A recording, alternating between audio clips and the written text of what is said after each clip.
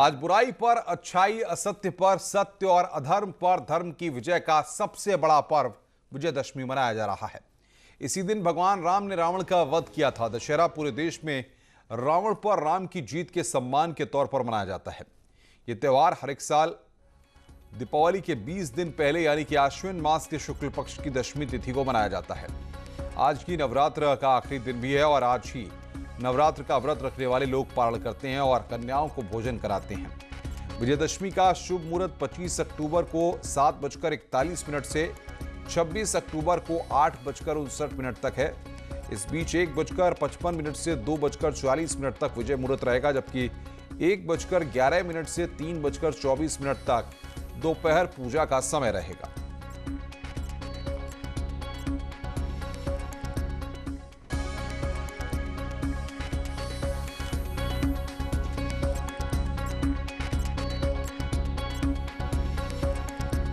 और बातचीत करने के लिए लखनऊ से हमारे संवाददाता मोहम्मद शबाब हमारे साथ सीधे जुड़े हुए हैं और शरद त्रिपाठी सिद्धार्थनगर से हमारे साथ जुड़े हुए हैं। शबाब, सबसे पहले आपके पास आएंगे। विजयदशमी पर्व की आपको बहुत बहुत शुभकामनाएं। किस तरीके से खास आयोजन आज हो रहे हैं? रावण दहन भी होगा और शुभ मुहूर्त भी शुरू हो चुका है।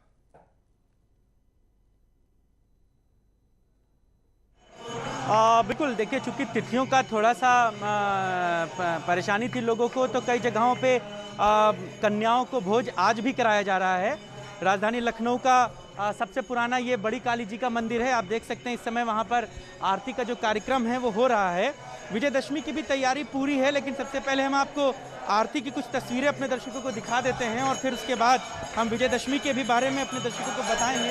आप देखिए कि किस तरह से नवरात्रि के बाद जो है विजयदशमी से पहले जो बड़ी आरती है वो हो रही है और इस आरती को लेकर के भी बहुत खास इंतजाम जो होते हैं वो यहाँ पर किए जाते हैं।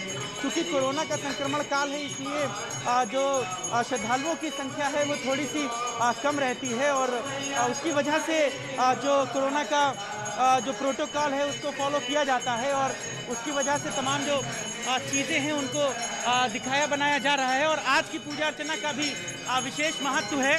और जो बात अब आप कह रहे हैं विजयदशमी की, तो उसको लेकर के भी राजधानी लखनऊ में बहुत ज़्यादा तैयारियां हैं, लेकिन बहुत कुछ बदला हुआ भी है।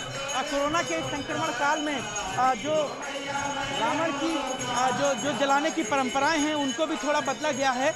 राजधानी लखनऊ की ऐशबाग रामलीला में विजयदशमी का पर्व मनाया जाता था और याद करिए अनुपम, जब ऐशबाग की रामलीला में प्रधानमंत्री नरेंद्र मोदी को आमंत्रित किया गया था तो वो भी वहाँ पर पहुँचे थे। हालांकि कोरोना के इस दौर में थोड़ा सा जो है वो विजयदशमी का पर्व हल्का ज़रूर हुआ है। इस बार बहुत चुनिंदा लोगों के साथ में विजयदशमी का पर्व ऐशबाग की रामलीला में मनाया जाएगा। 600 साल पुरानी ये रामलीला है और इस बार केवल रावण के पुतले का दहन होगा, मेघनाथ और कुंभकर्ण के पुतले का दहन नहीं होगा। बहुत चुनिंदा 200 लोगों को ही बुलाया जाएगा, चूँकि जो गाइडलाइन है कोरोना के संक्रमण काल में 200 लोगों को ही आमंत्रित करके किसी कार्यक्रम को कराने की है, तो वो भी बहुत सेलेक्टिव होंगे। चूँकि मुख्यमंत्री योगी आदित्यनाथ दशहरे का पर्व गोरखपुर में मनाते हैं, लिहाजा यहाँ पर उनकी अनुपस्थिति में उप मुख्यमंत्री दिनेश शर्मा रहेंगे। तो यानी कि कोरोना का ये संक्रमण काल हमारे साथ शरद त्रिपाठी हमारे संवाददाता सिद्धार्थनगर से हमारे साथ जुड़ रहे हैं। शरद, अगर वहां पर बात करें विजयदशमी की, तो क्या रंग हैं और आपको भी विजयदशमी की बहुत शुभकामनाएं।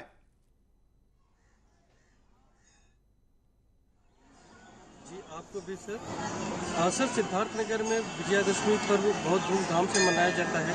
हालांकि हमारे यहाँ रावण और मेघनाथ का पुतला दहन नहीं किया जाता है, लेकिन इसके अलावा हमारे यहाँ जो कुछ प्रसिद्ध मंदिर है जैसे पलटा देवी, सिंहेश्वरी, गाला देवी मंदिर और बटवाटेश्वर, जिसमें से एक प्रसिद्ध मंदिर है सिद्धार्थनगर का सिंहेश्वरी मंदिर। इसके बारे में यहाँ की इतनी पौराणिक कथाएं हैं जिसमें से जिसकी स्थिति आपको किताबों में भी मिल जाएगी। यहाँ पर भगवान बुद्ध जी आया करते थे। शुरुआत से ही उन्होंने जीवन के प्रथम 29 वर्ष गुजारे और जब वो यहाँ से सत्य की खोज के लिए निकले थे तब उन्होंने देखा, उनके दिव्य स्वप्न आया जिसमें कहा गया कि आप सत्य की खोज के लिए निकले और ऐसा माँ सिंहेश्वरी जी ने उन्हें दिया था।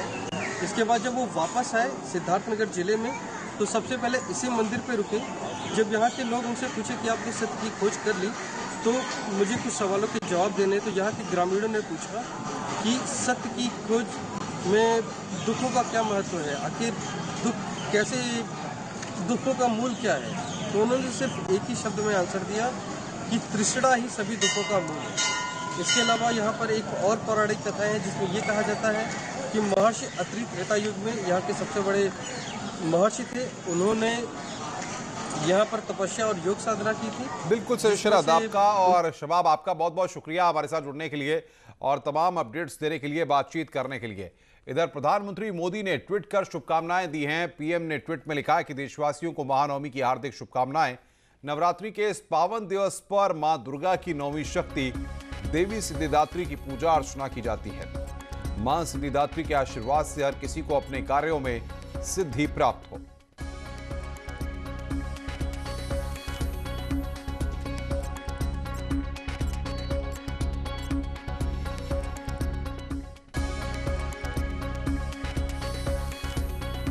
इधर सीएम योगी ने विजयदशमी की पूर्व संध्या पर ट्वीट करते हुए प्रदेश की खुशहाली की कामना की है। इस दौरान सीएम योगी ने गोरखनाथ मंदिर में आरती भी की।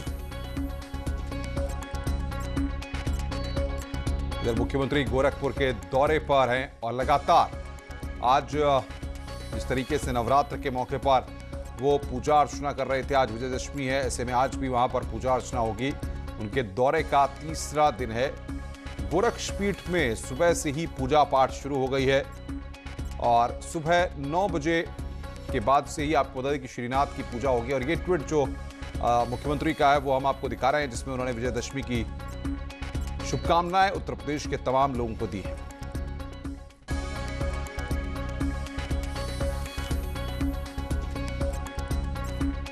तो शारदीय नवरात्र के शुभ अवसर पर आज सायंकाल श्री गोरखनाथ मंदिर में प्रदेशवासियों की उन्नति की कामना के लिए जगत जननी मां जगदम्बा की आरती की। मां की कृपा सदैव बनी रहे।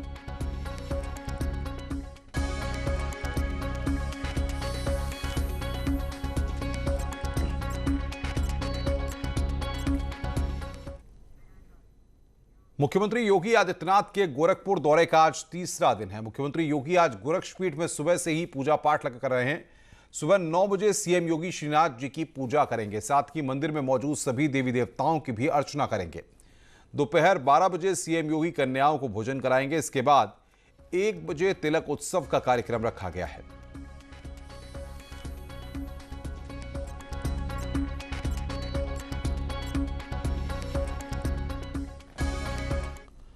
कर्मयोगी शक्ति के साधक योगी आदित्यनाथ ने 23 अक्टूबर को गोरक्षनाथ पीठ में हवन किया। अष्टमी की विधिवत पूजा की, फिर 24 अक्टूबर को माता दुर्गा के 8वें स्वरूप मां महागौरी की विधि विधान से आराधना की। आज भी गोरक्षनाथ पीठ में भव्य कार्यक्रम है। कन्या पूजन के बाद सीएम योगी जब राजा बनकर मंदिर से बाहर निकलेंगे तो तस्वीरें देखने वाली होंगी। लेकिन उससे पहले हम आपको बता रहे हैं कि वो कैसे मंदिर से निकलेंगे और कहां जाएंगे।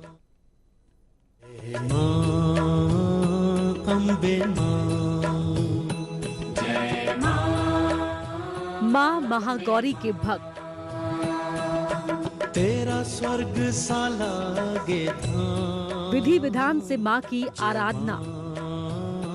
अम्बे मां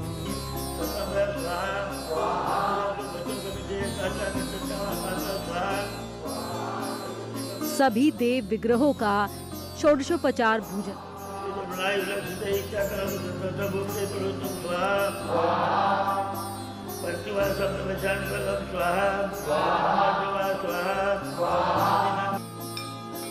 गोरक्ष पीठाधीश्वर हर नवरात्र में इसी तरह पूजा करते हैं और फिर नवमी को कन्याओं की पूजा के बाद राजा का रूप धारण कर गोरक्ष पीठ से निकलते हैं। इस बार भी गोरक्षनाथ मंदिर में जुलूस निकालने की पूरी तैयारी है। ये जुलूस प्रथम तल से निकलता है। शाम के वक्त भगवान श्रीनाथ की पूजा करने के बाद इसी से बाहर निकलेंगे, ऐसे आएंगे और यहीं पे रथ तैयार रहेगा जिस पे मुख्यमंत्री योगी आदित्यनाथ बैठेंगे और यहीं से फिर शोभा यात्रा आगे मानसरोवर मंदिर के लिए निकलेगी। यहाँ से रथ मंदिर के गेट की ओर बढ़ेगा। उस वक्त कोरोना की वजह से इस बार सोशल डिस्टेंसिंग का ख्याल रखा जाएगा। गोरक्ष पीठाधीश्वर का जुलूस श्रीनाथ मंदिर के सामने से निकलता हुआ फिर वो इस गेट पे पहुंचेगा और यहाँ पे बड़ी संख्या में श्रद्धालु मौजूद रहेंगे और यहाँ से फिर गेट से जुलूस आगे निकलते हुए मानसरोवर मंदिर के लिए प्रस्थान कर जाएगा। मंदिर के गेट से बाहर निकलते ही जुलूस में और लोग शामिल हो जाएंगे। इसके बाद योगी आदित्यनाथ का रथ मंदिर परिसर के मेन गेट की ओर बढ़ेगा। मंदिर परिसर के गेट और मंदिर के गेट के बीच 500 मीटर से ज्यादा की दूरी है। यहाँ पर दोनों ओर दुकानें लगती हैं। इसी रास्ते से रथ आगे बढ़ता है और भव्य द्वार तक पहुँचता है, जहाँ पर बड़ी संख्या में लोग स्वागत के लिए खड़े रहते हैं। साथ में भक्त हाथ में दंड लिए होते हैं।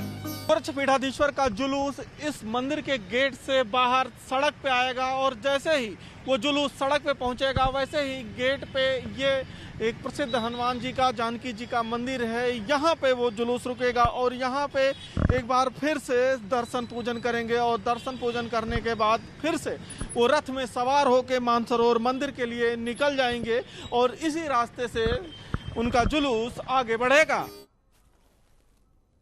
तो आज दिन भर गोरखपुर में भी कई कार्यक्रम होने हैं। रामगोपाल उसकी जानकारी दे रहे थे। मुख्यमंत्री भी वहां पर हैं। रुक रहे हैं एक ब्रेक के लिए। ब्रेक के बाद जल्द हाजिर होते हैं।